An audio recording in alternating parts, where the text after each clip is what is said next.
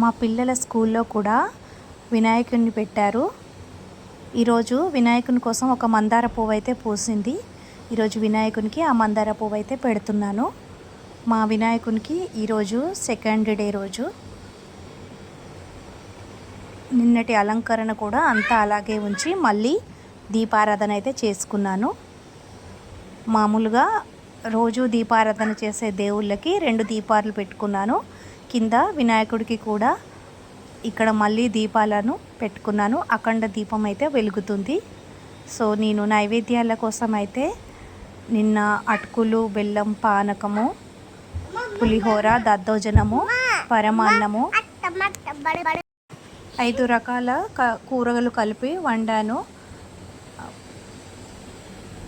ఇంకా పండ్లు, banana, apples, జామ పండ్లు, దానిమ్మకాయలు పెట్టుకున్నాను.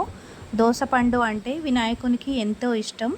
దోసపండు, మొక్కజొన్న పొత్తులు కూడా పెట్టుకున్నాను. వినాయకునికి చాలా ఇష్టమైన వెలగపండు కూడా పెట్టుకున్నాను. నిన్న వినాయకుని కాడ పెట్టిన ఈ పత్రిలలో ఒక పత్రిలో ఒక పువ్వు అయితే విచ్చుకుంది, ఇంకొక పువ్వు అయితే మొగ్గగానే ఉంది.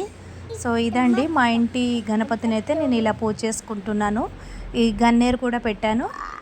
మా పిల్లల స్కూల్కి వెళ్ళి తీసుకొస్తుంటే నాకు ఈ చెట్టు కనిపించింది. పూలు అయితే చెట్టుకి ఇలా పాకి మంచిగా అందంగా ఉన్నాయని చెప్పి తీశాను. సో ఎలా ఉన్నాయి పూలు నచ్చ